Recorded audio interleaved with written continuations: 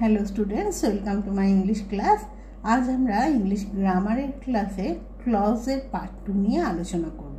এর আগের ভিডিওতে আমরা ফ্রেজ এবং ক্লজ নিয়ে আলোচনা করেছি।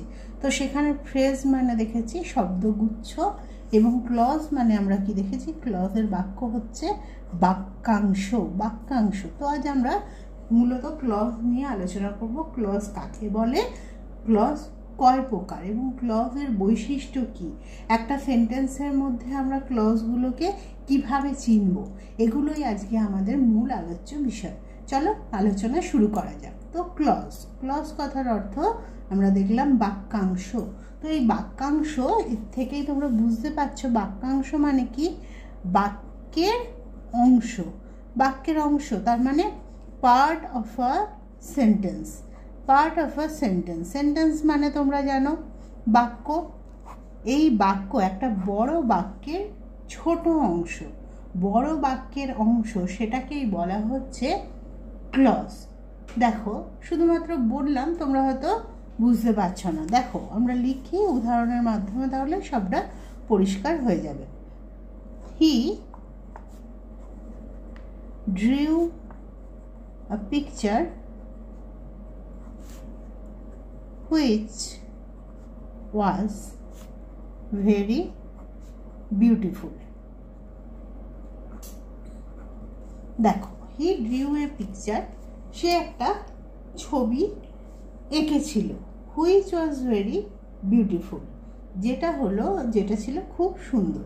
তো এখানে দেখো আমরা যখন সেন্টেন্সটা বলছি, আমি বলার মধ্যেই কিন্তু তোমরা দুটো অংশ খুঁজে পাচ্ছ। সে একটা ছবি এঁকেছিল যেটা ছিল খুব সুন্দর, তাহলে দেখো দুটো পার্ট না, সে একটা ছবি এঁকেছিল, এটা একটা পার্ট।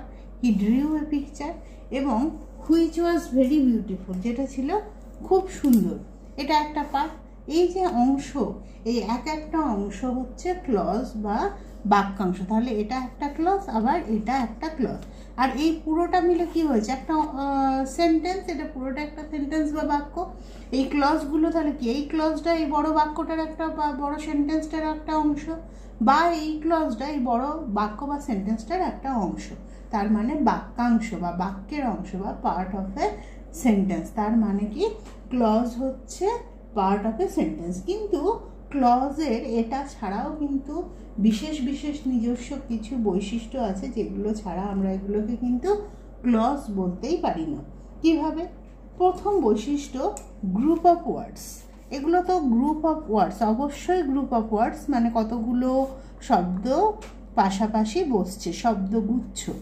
হি একটা ওয়ার্ড, ড্রিউ একটা ওয়ার্ড, এ একটা ওয়ার্ড, পিকচার একটা ওয়ার্ড, গ্রুপ অফ ওয়ার্ডস।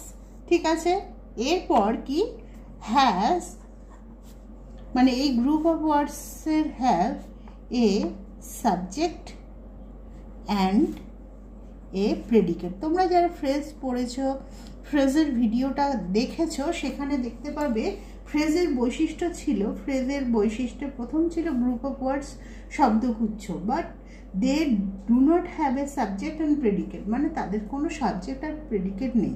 কিন্তু ক্লজের সঙ্গে ফ্রেজের এই বৈশিষ্ট্য প্রথম অমিল, যে ক্লজের ক্ষেত্রে কি গ্রুপ অফ ওয়ার্ডসগুলোর একটা সাবজেক্ট এবং প্রেডিকেট আছে। সাবজেক্ট মানে কি, সাবজেক্ট কথার বাংলা হচ্ছে উদ্দেশ্য, এবং প্রেডিকেট মানে হচ্ছে বিধেয়।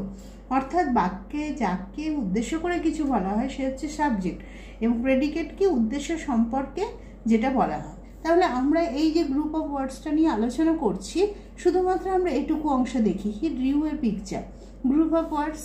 এখানে সাবজেক্টকে কার সম্বন্ধে বলা হচ্ছে, এখানে হি এর সম্বন্ধে, তাহলে হি সাবজেক্ট। এবং হি সম্পর্কে কি বলা হচ্ছে না, ড্রিউ এ পিকচার, একটা ছবি এঁকেছিল, তাহলে এটা প্রেডিকেট।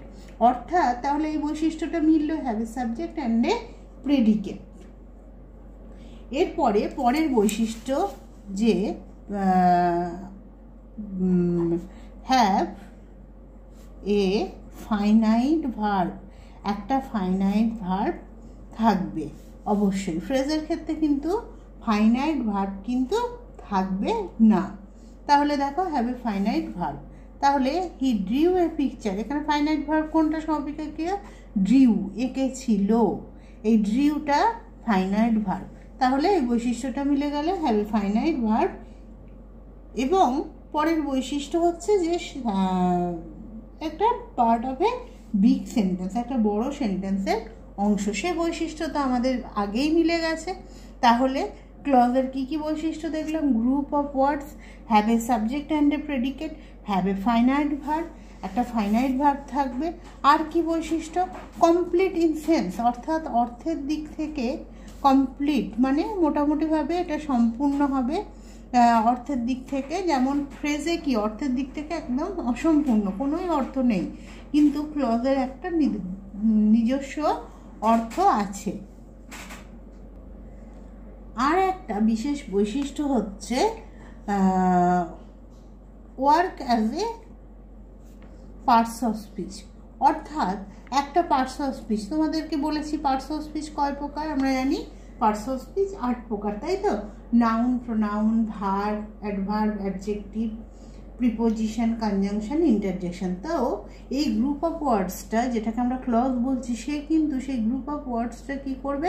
একটা পার্টস অফ স্পিচের কাজ করবে। কখনো সেটা নাউনের কাজ করতে পারে ক্লজটা, বা কখনো সেটা অ্যাডজেক্টিভের কাজ করতে পারে, বা কখনো সেটা অ্যাডভার্বের কাজ করতে পারে। সেই অনুযায়ী এবার ক্লজটার আমরা নাম দেব, ক্লজটাকে আইডেন্টিফাই করব। যদি সেই ক্লজটা নাউনের কাজ করে থাকে তাহলে সেটা কি হবে?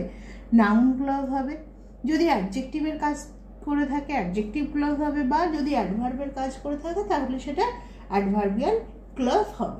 তাহলে এই বৈশিষ্ট্যগুলো মোটামুটি দেখা গেল যে কি না, group of words have subject and predicate, have finite verb এবং কমপ্লিট ইন সেন্স, এবং work as a parts of speech, একটা পার্টস অফ স্পিচ হিসেবে কাজ করে। তাহলে এগুলো হচ্ছে ক্লজের মূল বৈশিষ্ট্য। তাহলে প্রথম বৈশিষ্ট্য ক্লজের কি? Part of a big sentence, বড় সেন্টেন্সের অংশ। তো এই যে প্রথম ক্লজটা আমরা দাগ দিয়েছিলাম সেখানে এগুলো মিলে যাচ্ছে, দেখি। গ্রুপ অফ ওয়ার্ডস, হ্যাঁ, part of a big sentence, have subject and predicate, have a finite verb, হ্যাঁ, drew to finite verb, complete in sense, অর্থের দিক থেকে সম্পূর্ণ, যে হি ড্রিউ এ পিকচার, সে একটা ছবি এঁকেছিল না, এটা হচ্ছে অর্থের দিক থেকে সম্পূর্ণ। Work as a parts of speech, এটা একটা পার্টস অফ স্পিচ হিসেবে কাজ করছে। এই বৈশিষ্ট্যটা কিন্তু শুধুমাত্র যখন আমরা সাবঅর্ডিনেট ক্লজ করব সেক্ষেত্রেই কিন্তু মিলবে। সাবঅর্ডিনেট ক্লজ কি? সেটা আবার কি? সেটা আমরা আসছি, এর পরের আলোচ্য বিষয় আমাদের। এটাকে আমরা বলবো principal clause. He drew a picture, এটা কিন্তু কোনো পার্টস অফ স্পিচের মতো কাজ করছে না। সাবঅর্ডিনেট ক্লজটা একটা পার্টস অফ স্পিচের কাজ করবে। তাহলে চলো এবার আমরা দেখি, এতক্ষণ আমরা বুঝলাম যে ক্লজ কি, ক্লজ জিনিসটা কি। এরপরে চলো আমরা দেখি যে ক্লজ কয় প্রকার। দেখো,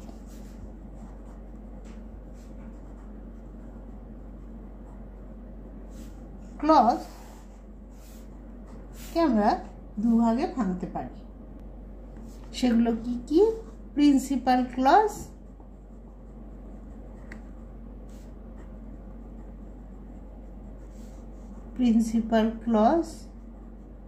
এবং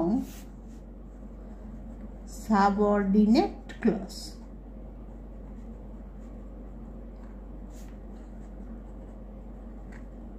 তাহলে প্রিন্সিপাল ক্লজ কথার অর্থ হচ্ছে প্রধান বাক্যাংশ, প্রধান বাক্যাংশ, এবং সাবঅর্ডিনেট ক্লজ কথার হচ্ছে অপ্রধান বাক্যাংশ, বা যেটাকে আমরা বলতে পারি নির্ভরশীল, নির্ভরশীল বাক্যাংশ, বা এটাকে প্রধানটাকে আমরা বলতে পারি স্বাধীন বাক্যাংশ।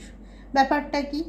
তাহলে প্রিন্সিপাল ক্লজ এবং সাবঅর্ডিনেট ক্লজ, প্রিন্সিপাল ক্লজ মানে প্রধান বাক্যাংশ এবং সাবঅর্ডিনেট ক্লজ মানে অপ্রধান বাক্যাংশ। প্রথমে আমরা যে সেন্টেন্সটা লিখেছিলাম সেটা নিয়ে কাজ করব, সেটাকেই আগে দেখব, তারপরে অন্যান্য সেন্টেন্সে আবার এটা বুঝে নেব। দেখো, হি ড্রিউ এ পিকচার, আমি সেন্টেন্সটা আবার লিখছি। হি drew a picture which was very beautiful. দেখো, এটাতে তো আমরা দুটো ক্লজ পেয়েছি, হি ড্রিউ এ পিকচার এবং হুইচ ওয়াজ ভেরি বিউটিফুল, এটা পেয়েছি। তো দেখো, একটা প্রথম যে ক্লজটা হি ড্রিউ এ পিকচার, সে একটা ছবি এঁকেছিল। ধরো হুইচ ওয়াজ ভেরি বিউটিফুল, এই সেন্টেন্সটা এখানটা নেই। হি ড্রিউ এ পিকচার, এইটুকু ক্লজটা এটা একটা বাক্য হিসেবে ব্যবহৃত হতে পারে কোনো জায়গাতে, যে কোনো জায়গাতে। হি drew a picture, it may B a sentence, তাই তো? এটা একটা বাক্য হতেই পারে যে হ্যাঁ সে একটা ছবি এঁকেছিল। তার এইটা বলার জন্য আর কোনো বাক্য কিন্তু আমার দরকার নেই, এ নিজে স্বাধীন। একে এই বাক্যটা, এই ক্লজটার জন্য কিন্তু অন্য কোনো কারোর ওপর একে নির্ভর করতে হচ্ছে না। কিন্তু অন্যদিকে দেখো, যখন হি ড্রিউ এ পিকচার, আমি এই অংশটা চাপা দিলাম, এখানে শুধুমাত্র লেখা আছে হুইচ ওয়াজ ভেরি বিউটিফুল।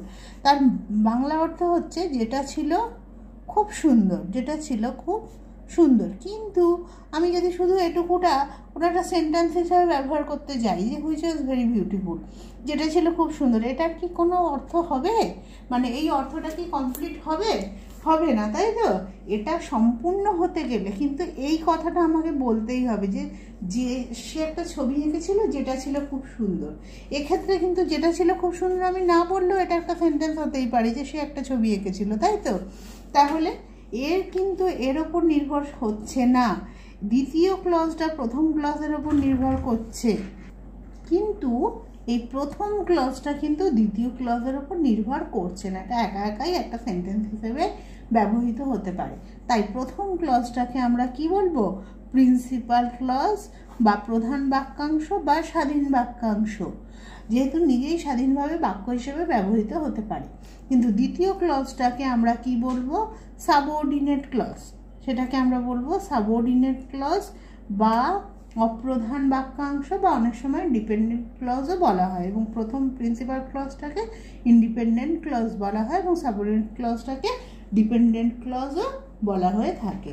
যে বা প্রথমটাকে মেন ক্লজও বলা যেতে পারে, প্রিন্সিপাল ক্লজ বা মেন ক্লজ, এবং এটাকে সাবঅর্ডিনেট ক্লজ বা ডিপেন্ডেন্ট ক্লজ বলা যেতে পারে।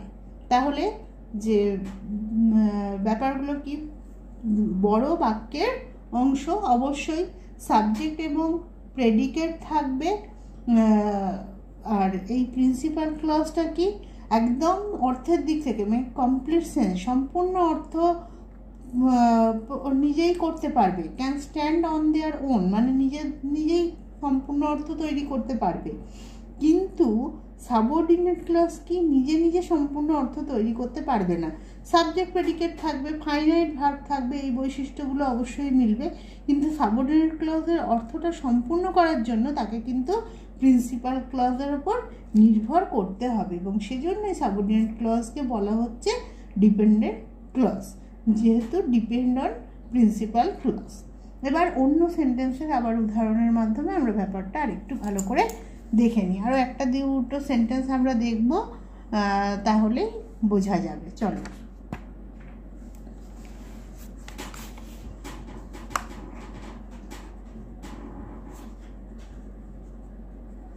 This is the girl who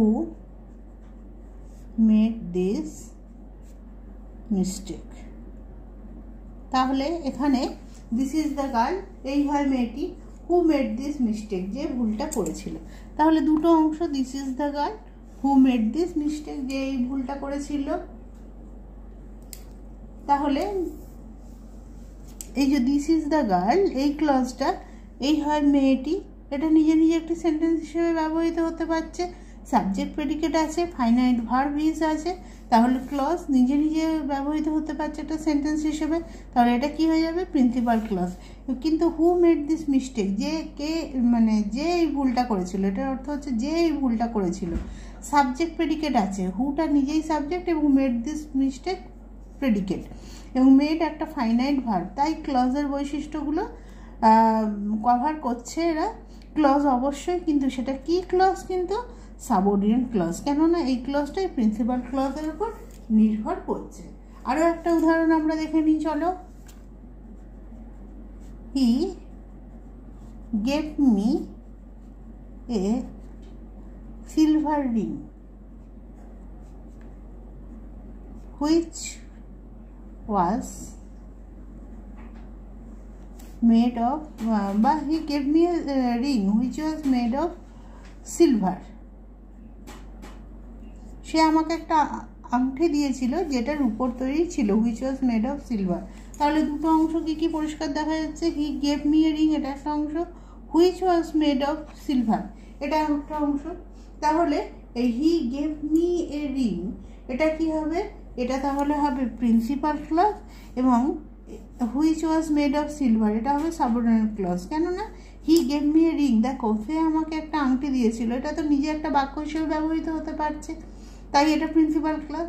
কিন্তু which was made of silver যেটার উপর তৈরি ছিল, এই ক্লজটা কিন্তু একা একা বাক্য হিসেবে ব্যবহৃত হতে পারছে না। এর অর্থ সম্পূর্ণ করার জন্য একে এই ক্লজটার উপর, এই প্রিন্সিপাল ক্লজটার উপর নির্ভর করতে হচ্ছে, তাই এটাকে আমরা বলবো সাবঅর্ডিনেট ক্লজ এবং এটাকে আমরা বলবো প্রিন্সিপাল ক্লজ। এবার দেখো আমি কিছু এখানে সেন্টেন্স নিয়েছি, কি করতে বলেছি, identify the main clause and subordinate clause. এখানে মেন ক্লজ আর সাবঅর্ডিনেট ক্লজটা আইডেন্টিফাই করতে হবে। তো তোমাদেরকে তো আমি মেন ক্লজ এবং আইডেন্টিফাই ক্লজ মানে সাবঅর্ডিনেট ক্লজ আইডেন্টিফাই করা শিখিয়ে দিলাম। চলো এবার আমরা এগুলো প্র্যাকটিস করি, তাহলে আমাদের কাছে একদম ব্যাপারটা পরিষ্কার হয়ে যাবে। প্রথম সেন্টেন্সটাই দেখো, he is a king who is very powerful. সে হয় একজন রাজা যে হয় শক্তিশালী। তাহলে দেখো হি ইজ এ কিং এটা একটা ক্লজ এবং হু ইজ ভেরি পাওয়ারফুল এটা একটা ক্লজ। অনেক সময় পরীক্ষাতে এরকম দেয় যে underline the main clause and subordinate circle the subordinate clause, অর্থাৎ মেন ক্লজটাকে আন্ডারলাইন করতে হবে এবং সাবঅর্ডিনেট ক্লজটাকে সার্কেল করতে হবে বা গোল পাকাতে হবে বা ব্র্যাকেট দিতে হবে। তো এখানে আমরা দুটো ক্লজ করলাম, একটাকে আন্ডারলাইন করলাম হি is a king who is very powerful যে হয় খুব শক্তিশালী। এখানে দেখো হি ইজ এ কিং সে হয় একজন রাজা, এটাকে কি তোমরা আলাদা সেন্টেন্স হিসেবে ব্যবহার করতে পারবো আমরা? হ্যাঁ, সে হয় একজন রাজা এটা একটা বাক্য হিসেবে বলতেই পারি, এটাকে কিন্তু এটা বলার জন্য অন্য কিছুর আমার দরকার পড়বে না। So this is main clause, তাই এটা হয়ে গেল মেন ক্লজ। কিন্তু হি ইজ এ কিং এটা আমি চাপা দিয়ে আমি যখন লিখছি হু ইজ ভেরি পাওয়ারফুল যেটার অর্থ হলো যে হয় খুব শক্তিশালী, কে এটাকে বলার জন্য আমায় কিন্তু এই মেন ক্লজটা সাহায্য নিতে হচ্ছে, তাই এটা হচ্ছে সাবঅর্ডিনেট ক্লজ। এরপরটা দেখো, the pen that you gave me is fine. এটা দেখো অর্থটা কিন্তু তোমাদেরকে ভালোভাবে বুঝতে হবে, সেন্টেন্সের স্ট্রাকচার কিন্তু সবসময় একরকম নয়। আমরা এতক্ষণ যতগুলো সেন্টেন্স দেখেছি যে মেন ক্লজটা যেখানে শেষ হচ্ছে সাবঅর্ডিনেট ক্লজটা সেখানে শুরু হচ্ছে, এই সেন্টেন্সটা কিন্তু এরকম নয়। সাবঅর্ডিনেট ক্লজটা কিন্তু ভিতরে লুকানো আছে। দেখো the pen that you gave me is fine, এখানে ক্লজ দুটো এরকম দেখো, the pen is fine that you gave me, এই হচ্ছে ক্লজটা। এ দুটো কিন্তু দুটো অংশ দুপাশে আছে, তার মানে সেন্টেন্সটা কিন্তু এরকমই। দ্য পেন ইজ ফাইন পেনটা হয় সুন্দর, দ্যাট ইউ গেভ মি তাহলে দ্য পেন ইজ ফাইন এটা তুমি আলাদাভাবে সেন্টেন্স হিসেবে ব্যবহার করতেই পারো। দ্য পেন ইজ ফাইন পেনটা হয় সুন্দর, এটাকে বলার জন্য কোনো কিছুর ওপর আমাদের নির্ভর করতে হবে না, তাই এটা হচ্ছে মেন ক্লজ। এবং দ্যাট ইউ গেভ মি যেটা তুমি আমায় দিয়েছিলে এটা বলতে গেলে কিন্তু আমাকে কিন্তু এই মেন ক্লজটার সাহায্য নিতেই হচ্ছে, তাই এটা হলো সাবঅর্ডিনেট ক্লজ। কিন্তু দেখো সাবঅর্ডিনেট ক্লজটা এইভাবে সেন্টেন্সের মধ্যে আছে, তোমরা শুধু ভাববে যে প্রথম অংশটা মেন ক্লজ হচ্ছে দ্বিতীয় অংশটা সাবঅর্ডিনেট ক্লজ হচ্ছে, এটা কিন্তু হবে না। সেন্টেন্সের অর্থ বুঝে তোমাদেরকে ভালোভাবে আইডেন্টিফাই করতে হবে যে কোনটা মেন ক্লজ এবং কোনটা subordinate clause. 3 number, when she was hungry the baby cried out. যখন সে ক্ষুধার্ত ছিল দ্য বেবি ক্রাইড আউট, তাহলে দুটো ক্লজ দেখতে পাচ্ছ, হোয়েন শি ওয়াজ হাংরি যখন সে ক্ষুধার্ত ছিল, দ্য বেবি ক্রাইড আউট শিশুটি চিৎকার করেছিল। তাহলে দ্য বেবি ক্রাইড আউট শিশুটি কেঁদেছিল বা শিশুটি চিৎকার করেছিল, এটা একটা সেন্টেন্স হিসেবে ব্যবহার করাই যেতে পারে, তাই এটা হচ্ছে মেন ক্লজ বা প্রিন্সিপাল ক্লজ। কিন্তু হোয়েন শি ওয়াজ হাংরি যখন সে ক্ষুধার্ত ছিল, তো কি হয়েছে যখন সে ক্ষুধার্ত ছিল, এই ক্লজটা কিন্তু মেন ক্লজের উপর নির্ভর করছে, তাই এটা হচ্ছে subordinate clause. 4 number sentence, everybody knows that Sachin is a great batsman. প্রত্যেকে জানে, এটা কিন্তু মেন ক্লজ, প্রত্যেকে জানে যে সচিন হয় একজন মহান ব্যাটসম্যান। তাহলে এভরিবডি নোজ প্রত্যেকে জানে এটা একটা সেন্টেন্স হতে পারে, তাহলে এটা হলো মেন ক্লজ।